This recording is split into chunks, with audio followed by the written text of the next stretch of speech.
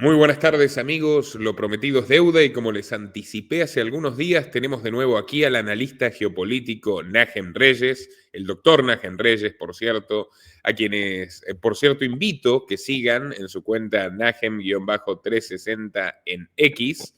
Najem, un placer tenerte nuevamente con nosotros y yo creo que la ocasión amerita, como decías detrás de cámara.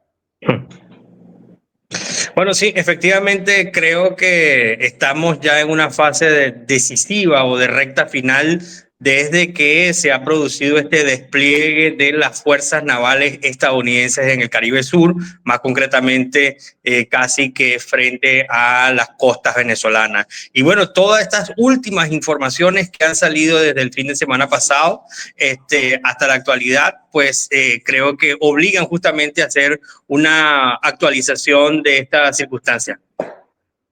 El New York Times publicó que Trump rechazó una oferta de Maduro para dimitir tras un plazo de 2 años en los que quería llevar adelante un supuesto gobierno transicional. Consideraron que esto era, digamos, ganar tiempo, otra trampa, otro embuste, y rechazaron su propuesta. ¿Tú crees que habrá otras negociaciones entre el régimen y la Casa Blanca o que ya está decidido destruirlo? Bueno, justamente este último, digamos, intento de Maduro para restablecer una negociación directa entre Washington y Caracas, hay que tener en cuenta cuándo está teniendo lugar. Está teniendo lugar cuando finalmente el Gerald Ford, el complejo Gerald Ford, para las personas que no estén muy familiarizadas con esto, el Gerald Ford es un portaaviones, es el portaaviones más potente y el arma de lanza más importante de las Fuerzas Armadas estadounidenses, y se le llama complejo porque no solamente viene este navío solo, sino que viene acompañado de 3 destructores más otro navío más que es de apoyo logístico y de apoyo logístico en general. Entonces, cuando finalmente esta máquina de guerra llega a las costas del Caribe, paralelamente vimos el domingo, el propio presidente Donald Trump anunció en el aeropuerto, si mal no recuerdo, creo que fue de Miami, él dijo pues que ellos quieren hablar, y luego vimos a el propio Nicolás Maduro diciendo que el que quiere hablar, que venga a hablar con ellos face to face. Además que hizo un intento carnavalesco, ¿no? Y bufonesco, intentando hablar inglés, ¿no? Palabras más, palabras menos. Entonces, vimos ayer justamente al propio presidente Donald Trump en la Casa Blanca diciendo que, bueno, que si Maduro quiere hablar con ellos, él lo va a atender, así como se reúne con otras personas. Pero yo quiero, antes de entrar en la respuesta que, digamos, se filtró en el New York Times, yo quiero que nos detengamos un poco. Muchos venezolanos me han dicho que, bueno, que esto ha tardado mucho, que pareciera mucho bla bla, que tanto despliegue, ¿por qué no termina de actuar Donald Trump? En la última entrevista que tú me hiciste, justamente te dije que era importante blindar militarmente la operación. Independientemente que ya todos sabemos que no va a haber una intervención militar. Cuando nosotros hablamos la vez pasada, había poco más o menos unos 7,000 hombres disponibles para esta operación en Venezuela. Ahora ya sabemos, número 1, que la operación se llama Lanza del Sur. Número 2, ya sabemos que al incorporarse el Gerald Ford y toda la fuerza Delta, el cuerpo de marines, ya sabemos que ahora mismo que estamos grabando tú y yo, están disponibles 16,000 efectivos militares para entrar en acción. Fíjate que ya hemos cambiado. Tercero, un dato muy importante. Cuando esto se estaba armando, aún no había intervenido, no había aparecido en la escena, digamos, tan beligerante y tan activo el presidente de Colombia, el señor Gustavo Petro. Gustavo Petro se lanzó con una discursiva realmente muy agresiva, que después de su visita o comparecencia en la Asamblea General de las Naciones Unidas, elevó muchísimo la tensión a tal extremo que se filtró que se corría el riesgo que si los Estados Unidos actuaba, podría responder Colombia. Entonces, esto fue lo que obligó a que el presidente Donald Trump trajera de Croacia el complejo de Gerald Ford, lo posicionara para darle una mayor cobertura de seguridad a las tropas que ya estaban totalmente desplegadas. Yo creo que esto es un factor muy importante que el público que nos esté escuchando lo tenga muy en claro. ¿Por qué se dilató la situación hasta hoy? Y también el punto de vista del andamiaje legal. Fíjate que te estoy hablando de dos variables, la variable militar y la variable legal.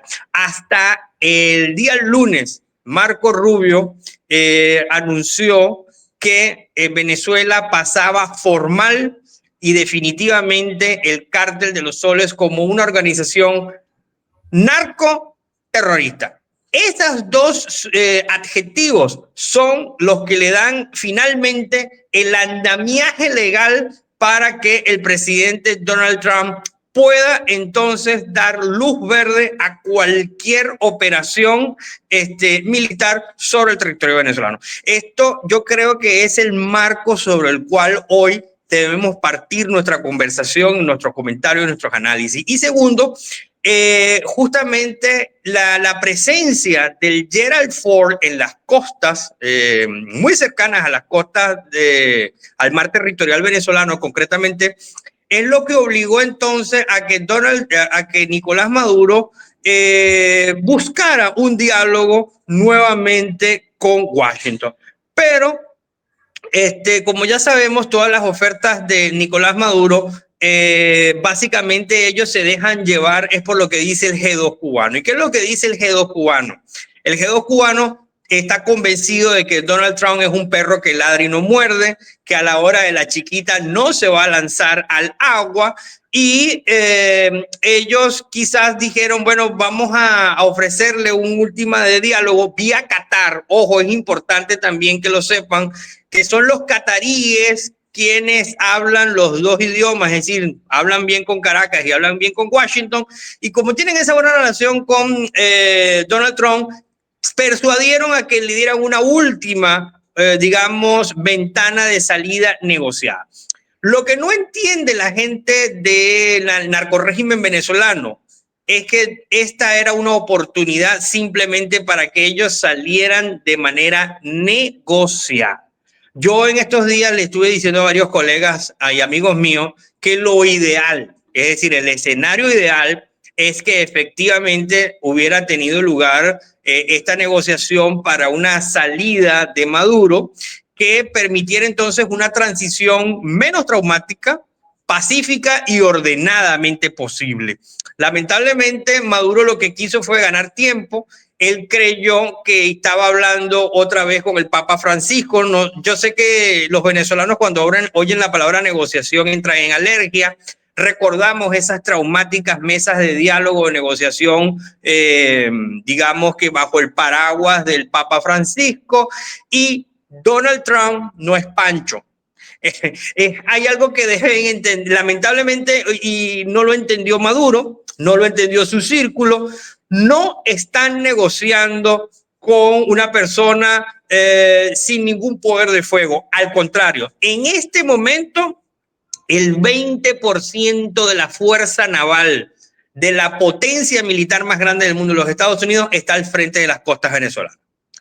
Punto número dos, estaba buscando, el que tiene la sartén por el mango, para hablarlo en criollo, en este proceso de negociación es Donald Trump. El que tiene la última palabra sobre lo que va a pasar en Venezuela es Donald Trump. El negociador, el jefe político de esta operación ha sido delegado Marco Rubio. Sabemos que Marco Rubio es, digamos, el que representa el ala más anticomunista de todo el gabinete del presidente Donald Trump. Así que, y digamos, el brazo operativo de toda esta, de la operación Lanza del Sur, obviamente corresponde a Pete Hegseth, quien es el secretario de guerra. Yo creo que ellos no entendieron que se trataba ya de su último punto final, quizás se les agotó ya la última página del cuaderno de esta historia de poder salir de manera negociada, y ya lo que queda, a mi juicio, ya es la puesta en marcha de la operación militar.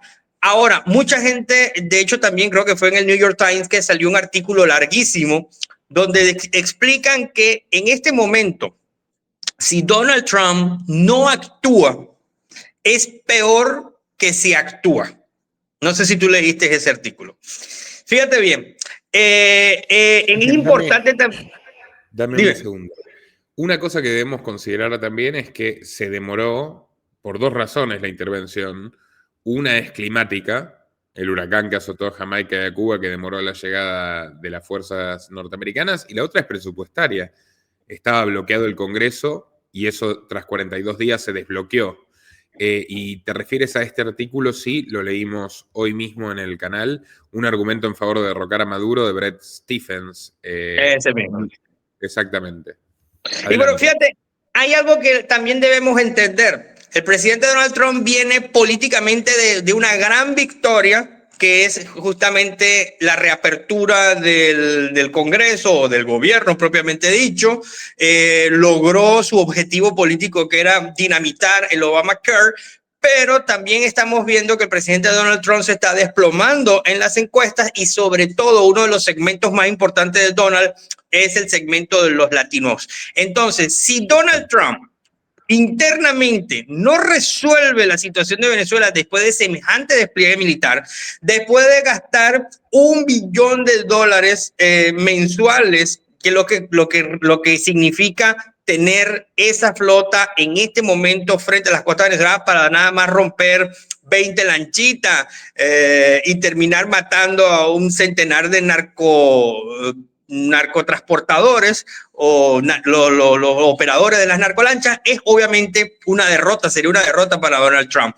De tal manera, pues, que internacionalmente también va a quedar muy mal el presidente Donald Trump si no logra doblegar a un tirano gorila caribeño o tropical, como es el caso de Nicolás Maduro. Esto sería un desprestigio muy grande, lo golpearía internacional y nacionalmente. Así que Donald Trump, y además que sabemos que Donald es un hombre de egos, él no va a permitir que un matón como Maduro, que ya viene de chamusquearlo en su presidencia número 45, venga ahora en su segunda presidencia a terminar de chamuscarlo. Yo creo que Donald Trump definitivamente no lo va a permitir, y esto es lo que me permite asegurar a mí que en cuestión de días, porque a partir del 24 de noviembre, formal y oficialmente Venezuela, el Cártel de los Soles, entra legalmente a constituir una organización narcoterrorista y por tanto una amenaza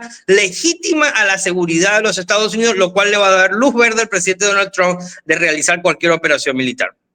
Y podría hacerla con mayoría simple, no necesitaría ni siquiera votos demócratas para legalizarlo. Justamente por este encuadre legal que tú mencionaste, Najem, de manera aguda. Yo quiero mostrarte esta noticia.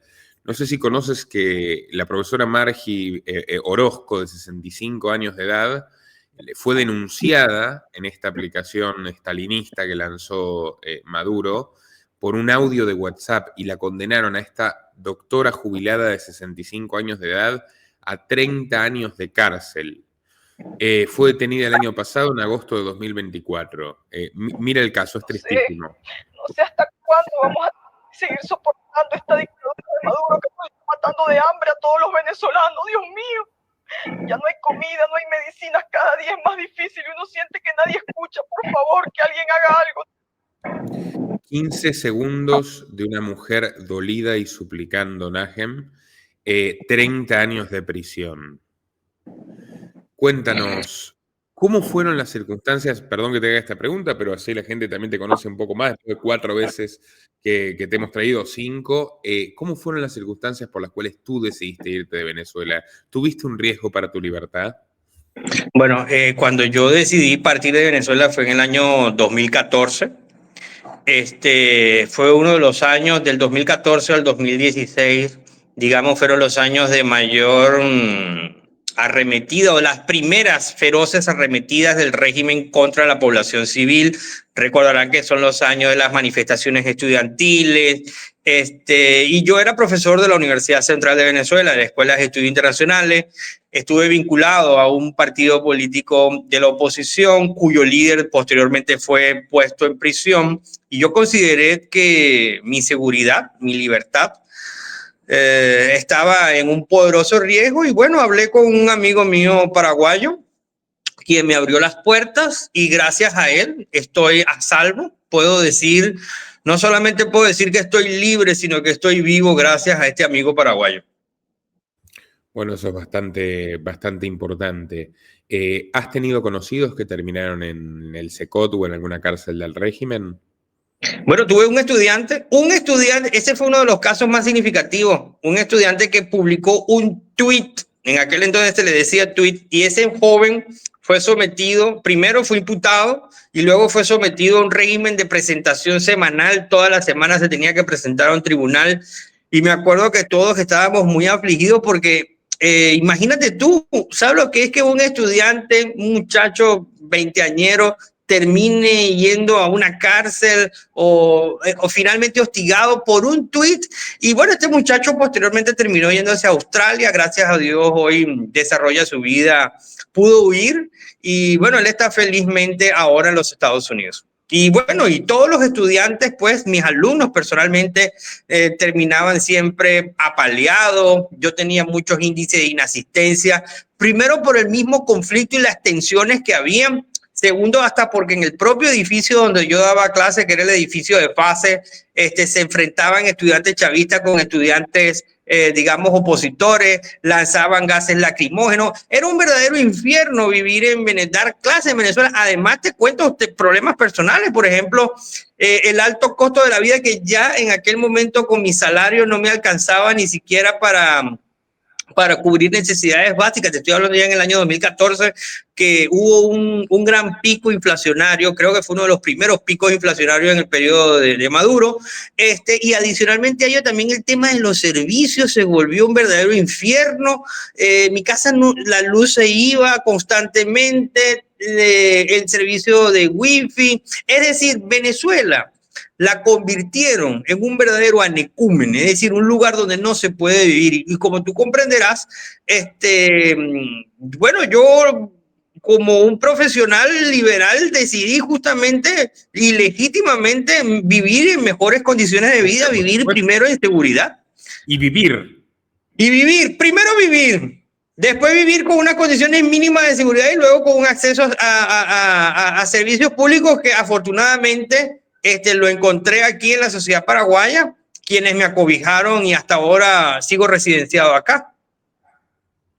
Najem, lo que te quiero preguntar también es, aprovechando que tenemos esta instancia de diálogo, ¿por qué surgió el chavismo? Porque evidentemente para que haya surgido el chavismo algo andaba mal cuando había democracia, digamos, antes de que se vaya convirtiendo en esta tiranía de izquierdas.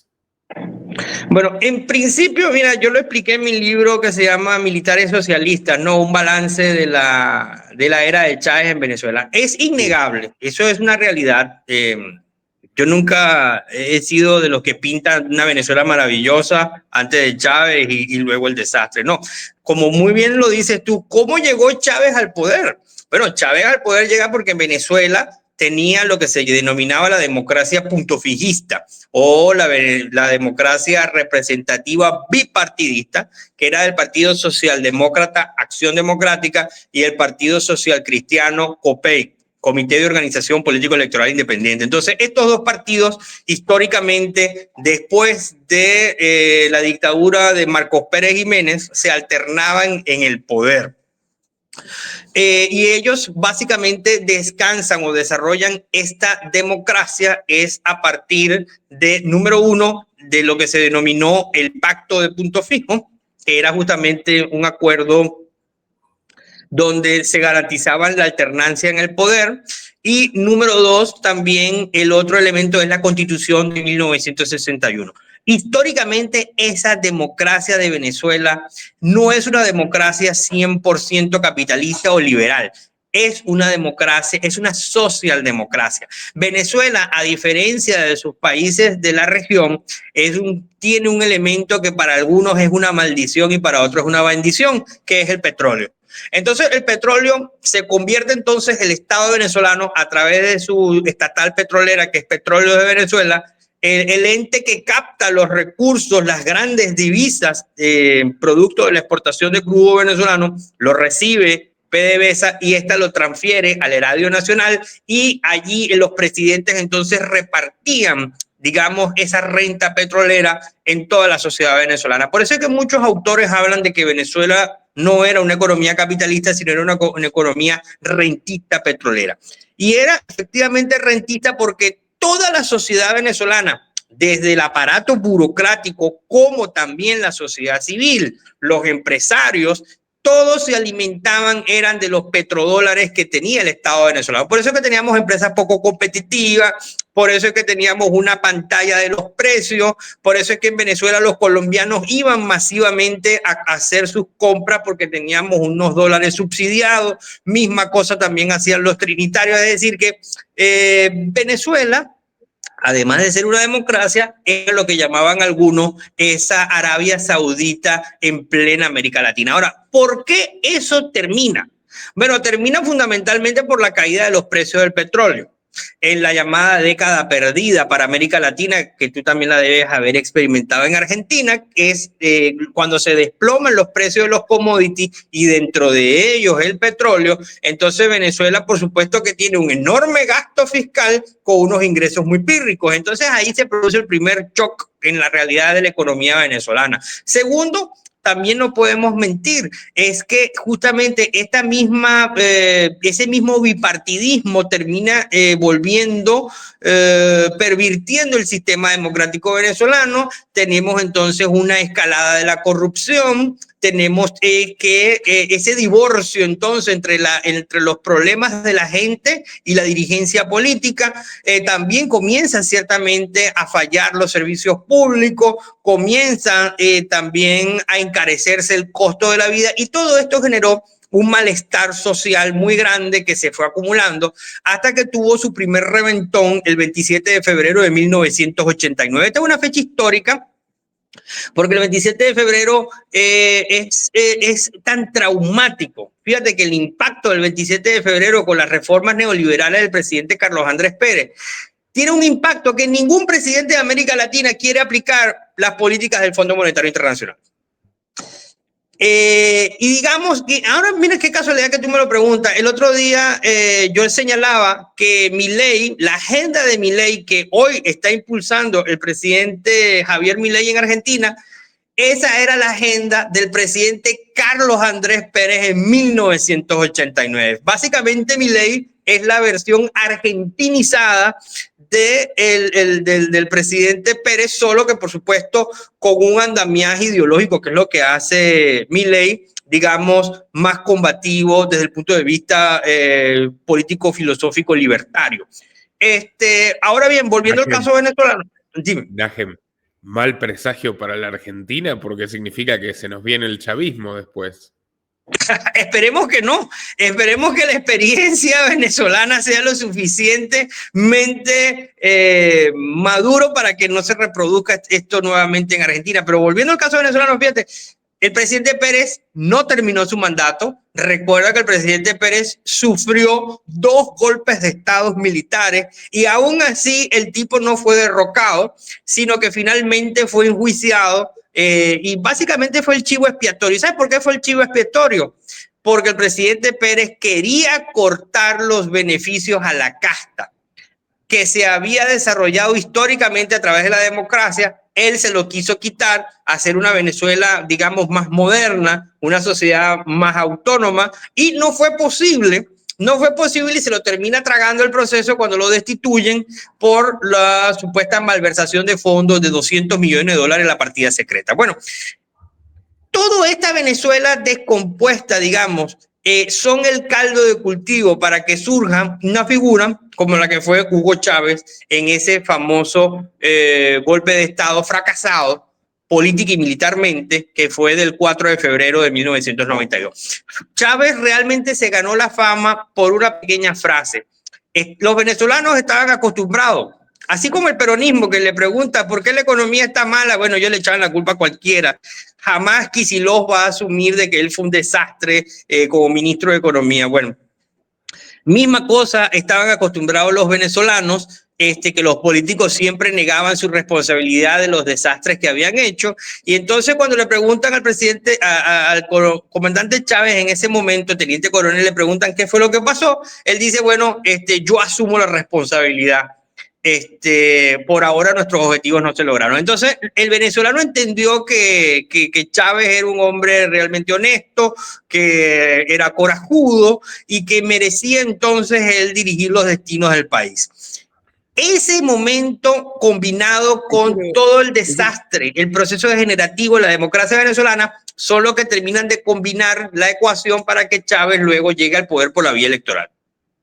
Te quiero preguntar, aprovechar para preguntarte un minuto que nos expliques Rafael Caldera, la figura de este hombre que fue presidente en los 60s y de repente vuelve a ser presidente, que es el que indulta a Chávez, si no me equivoco, de 1994 a 1999, ¿no? Era un hombre ya muy grande, un académico de edad. ¿Cómo llega de vuelta al poder Rafael Caldera y qué papel juega en que Chávez pueda presentarse políticamente y llegar al poder? Recuerda que tenemos que volver nuevamente a ese contexto de la democracia puntofijista. Rafael Caldera era el presidente fundador del Partido Social Cristiano COPEI. Y yo me acuerdo, mira, me estás hablando y me estoy recordando el discurso que presentó el entonces senador vitalicio, doctor Rafael Caldera, esa mañana del 4 de febrero de 1992, donde él comienza a señalar todos los males que tiene la democracia venezolana. Es el único de todos los oradores que estuvieron presentes esa mañana en el hemiciclo del Congreso Nacional que asumió también la responsabilidad de los errores de la democracia venezolana.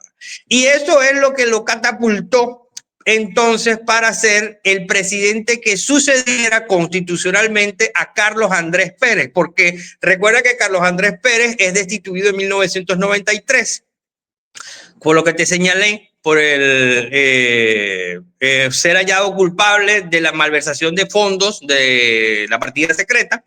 Entonces es sucedido primero por el presidente del Congreso, que en ese momento era Octavio Lepage. Luego de Octavio Lepage asume Ramón J. Velázquez, un colega historiador, y es Ramón J. Velázquez el que le entrega el poder al doctor Rafael Caldera, a ese que lo tienes ahí en el medio. El doctor Rafael Caldera ya era un septuagenario, era un hombre de muy avanzada edad. De hecho, se decía que no iba a gobernar porque era ya muy senil, y básicamente él llegó también a la presidencia con dos premisas. Uno, no vamos a aumentar la gasolina, y número dos, no vamos a negociar con el Fondo Monetario Internacional. Recuerda que justamente Pérez venía de aplicar la receta del Fondo Monetario Internacional. Y sin embargo, bueno, cuando asume la presidencia el doctor Rafael Caldera con su famosa Agenda Venezuela, palabras más, palabras menos, terminó siendo aumento de la gasolina y negociación con el Fondo Monetario Internacional. Y hay que entender por qué. Venezuela pasó a ser, en el periodo del presidente doctor Rafael Caldera, la cesta de crudo venezolana pasó a costar $9 el barril. Entonces imagínate, en un país que ya tenía unos ingresos muy mermados, veníamos de una cesta petrolera menor a $30 el barril en el gobierno de Carlos Andrés Pérez, y luego en el gobierno de Rafael Caldera el petróleo cae a $9 el barril. Por supuesto que Venezuela está en crisis. Adicionalmente a ello ocurre lo que fue la crisis de los bancos. Una ola de bancos venezolanos comenzó a quebrar. Entonces, bueno, no le quedó más que al doctor Caldera acudir al Fondo Monetario Internacional para que le diera unos auxilios financieros, pese a que eso había sido su antítesis de la propuesta de presidencial. En este escenario estamos viendo lo que llamo yo en mi libro los años del agotamiento del sistema democrático punto fijista venezolano. Es decir, que ya los partidos políticos que habían sido los líderes de la democracia venezolana, Acción Democrática y COPEI, estaban de capa caída, los liderazgos estaban muy desgastados, y entonces comienzan a emerger nuevas figuras. ¿Cuáles son esas nuevas figuras? Bueno, uno de ellos es Enrique Salas Romer, quien era gobernador de Carabobo y fundó un partido que era el partido Proyecto Venezuela. Está la Miss venezolana, Irene Sáenz, que ella se lanza a la presidencia con el movimiento Irene, y de hecho Irene Sáenz parecía que iba a ganar la presidencia porque ella era la cara joven, era la primera mujer que iba a ocupar el cargo, venía de ser Miss, venía de haber sido una mujer exitosa en el desempeño de la gestión de la Fundación Banco Consolidado, venía de ser gobernadora, es decir, parecía que todo estaba. Sin embargo, Irene Sáenz cometió un terrible error, que fue tomarse las fotografías con el presidente del Partido Social Cristiano COPEI, que justamente eran los partidos que la gente odiaba en este momento, que en ese era el expresidente Luis Herrera Campins. Entonces, se desploma en las encuestas Irene Sáenz y ya a partir de ahí, como un huracán, comenzó la gente a hablar de Chávez, y bueno, Chávez inicia una campaña muy agresiva. Él decía que iba a freír en unos calderos las cabezas de los adecos y los copellanos, que él iba a meter en la cárcel a todos los corruptos, que él iba a acabar con todo lo que habían sido los males de la Cuarta República y que bueno, que él iba a dinamitar todo el sistema político venezolano, lo cual hizo. En eso sí cumplió. Y bueno, lamentablemente, pues el pueblo venezolano, yo voy a usar un término muy suave, ingenuamente o cándidamente creyeron que Chávez iba a cumplir con lo que había dicho, y lamentablemente Chávez lo que hizo fue utilizar el sistema democrático venezolano para llegar al poder e implantar lo que se denomina un neocomunismo, es decir, quedarse en el poder forever y a partir de ahí, pues, destruir todo lo que fue la democracia venezolana. Bueno, Najem, para cerrar, me gustaría que repasemos el mapa de poder de la dictadura venezolana. De paso, permíteme, nos haremos publicidad de toda la saga de documentales que hicimos, que son nuestros granitos de arena para esta causa, desde la trinchera periodística. Yo quiero que nos comentes, por ejemplo, tenemos este documental de Delcy Rodríguez, estamos enterados de que ofreció a Trump ella y su hermano Jorge, psiquiatra maligno, que es una especie de Rasputín del régimen y que lo tiene medicado, ofrecieron a la Casa Blanca entregar a Maduro con tal de llevar ellos adelante un gobierno de transición, y también obtuvieron un rechazo de su oferta. Delcy ahora estaría vigilada a las 24 horas por miembros del SEBIN y le despierta una gran desconfianza a Maduro. ¿Qué crees que pasará con los hermanos Rodríguez y cae el régimen? Bueno, lo primero que te voy a decir es que esta oferta que acaba de mandar Maduro de que va a abandonar el poder dentro de 2 años ya fue rechazada. Y aquí lo que ya les queda a ellos, a estos, digamos, el primer anillo de Maduro, que es Maduro, Diosdado Cabello, Padrino López y los hermanitos Rodríguez, que son 3. Hay uno que siempre se les olvida, que es el ministro de Educación actualmente. Estos hermanitos Rodríguez, ellos también tendrán que responder a la justicia. Si no es que están vinculados efectivamente al narcotráfico, han estado vinculados en las operaciones de lavado de activos. Recuerda que Betty la Fea, ella fue la que llevó más de una treintena de maletas al aeropuerto de Barajas. Sabrá Dios qué contenían esas maletas, aunque algunos piensan que era dólares, oro, euros, y sea como sea, eso fue una operación inapropiada, no fue lícita, y fue amparada justamente por uno de los gobiernos cómplices del narcorrégimen venezolano, que es el gobierno de Pedro Sánchez, que esto ya tú seguramente en otro momento tendrás para hablar.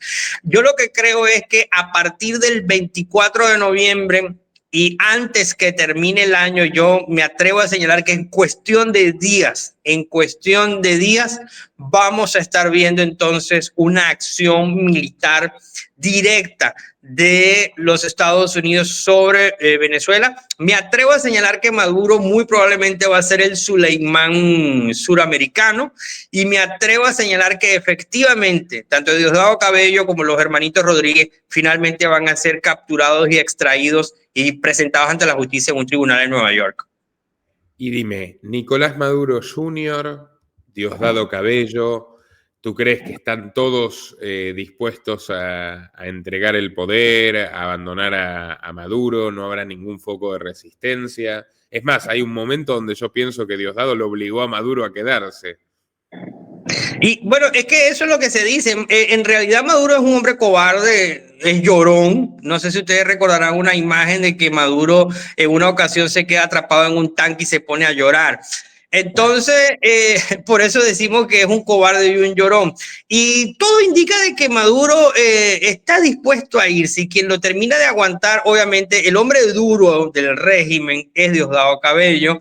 Y estoy seguro de que el que los tiene prisionero es el mismo Diosdado Cabello. Yo creo que al final no va a haber ninguna fractura. Creo que ellos se la van a restear, como decimos en Venezuela, se van a quedar, porque ellos hasta lo último siguen creyendo la tesis de que Trump es un perro que ladra y no muerde.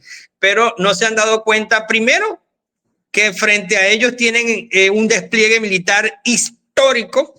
Esto no se había dado en Venezuela. Quizás el último bloqueo que experimentó Venezuela fue en 1902-1903. Y segundo, ellos están guiándose o confiados en las informaciones que les pasa a la inteligencia cubana, que déjame decirte que la inteligencia cubana ya también está desfasada. Así que yo vaticino, me atrevo a decir con absoluta responsabilidad y a juzgar con todas las variables que hemos estado señalando, que efectivamente, y según se va a cumplir lo que dijo Pete Hegseth, que es la extracción de los actores del narcoterrorismo venezolano. Y ojo, porque esto va a ser muy aleccionador y va a salpicar nada más y nada menos que a Petro en Colombia y a Sheinbaum, que por cierto, ayer no sé si escuchaste al presidente Donald Trump, que se refirió directamente a México y dijo: también me animo a hacer operaciones dentro del territorio mexicano. Así que yo creo que en este momento los amigos del Foro de San Pablo, que han reinado esta región por muchos años, deben estar muy, muy preocupados en este momento. Te quiero compartir aquí la última noticia que levanta la ABC de España.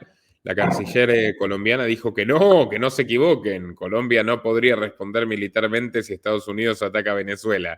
O sea, ante el peligro reculan, ¿no? Sabes que el anterior canciller dijo que no podía seguir siendo canciller porque Petro desaparecía en juergas cocainómanas y orgías en los viajes diplomáticos. Pero lo dijo literalmente, ¿eh? Sí. A Najem Reyes en X, Najem-360, un placer. Y nos veremos de nuevo, Najem, en unos días. Claro que sí, esperemos que ya sea cuando Venezuela esté totalmente liberada. Amigos, bienvenidos, apoyo en patreon.com/Nicolás Moraz para sostener al periodismo libre, y hasta la próxima.